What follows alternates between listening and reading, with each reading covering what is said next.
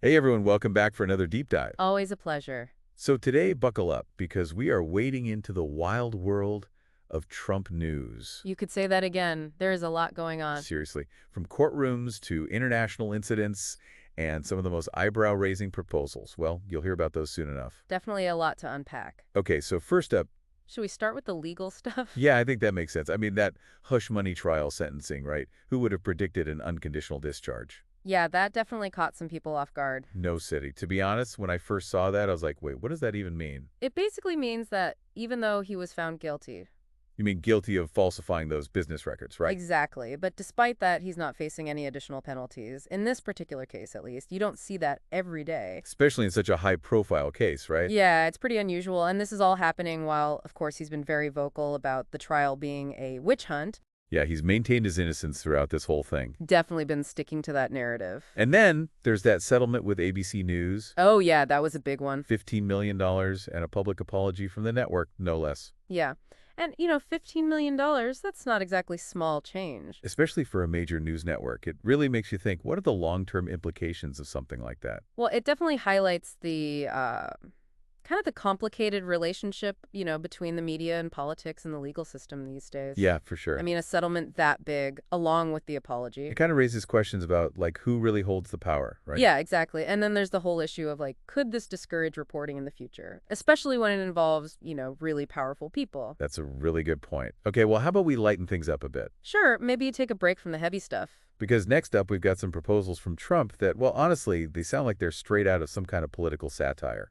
Oh, you're talking about those ideas. Buying Greenland, Right. annexing Canada, turning Gaza into some kind of luxury resort. Like, are these for real? I know, right? It's like, what? It's pretty wild, Definitely attention grabbing. to say the least. On the surface, they seem pretty outlandish, but if you kind of think about it in the context of, his background as a businessman Right. and his history of making these big, bold statements, it's like, are these serious policy ideas Or is this a strategy to grab headlines? Yeah, exactly. It's almost like he's playing a different game entirely. Right. Okay, well, moving on to a more serious issue. Sure. Let's talk about that executive order affecting the Stonewall National Monument, Oh, yeah. removing any mention of transgender people from the website. It's a pretty big deal. It seems like a very deliberate move, Yeah, definitely. So for those who might not know, the Stonewall Inn, In New York City. right, in New York City, it's like a hugely important site in LGBTQ plus history. Yeah.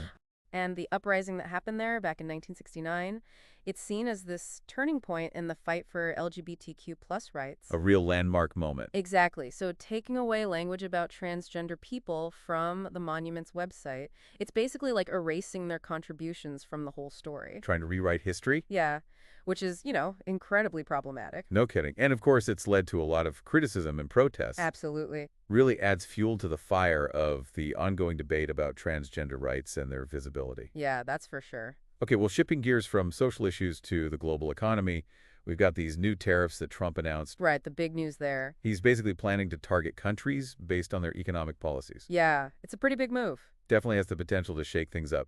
Can you give us a quick rundown on what tariffs actually are? Sure. So basically, tariffs are taxes on goods that are imported from other countries. Okay. And they're often used to protect industries here at home or to, kind of put pressure on other countries. I see.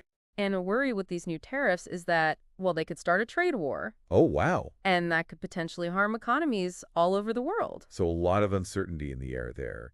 And then, well, this is a bit of a strange one. Let's hear it. There's this story going around about Oxy. Wait, you mean Elon Musk's son? Yes.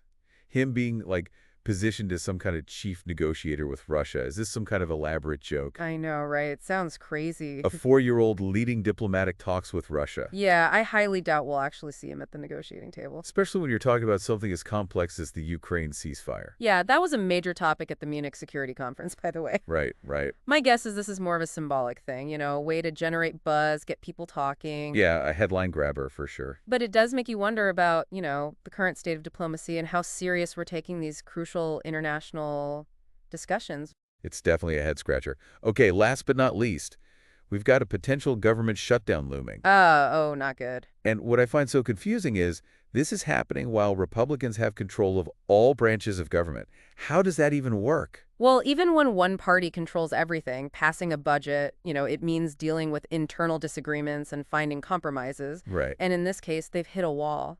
And if they don't find a solution soon, It could mean essential government services shutting down? exactly, impacting people all over the country.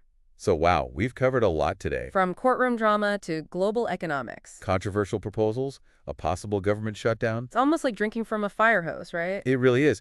But it's crucial to stay informed about all of this. Absolutely. Because as overwhelming as it might seem, it all has real-world It consequences. affects all of us. Exactly. So hey, if you want to keep up with the constantly changing world of news and maybe make a little more sense of it all. Sense of the chaos.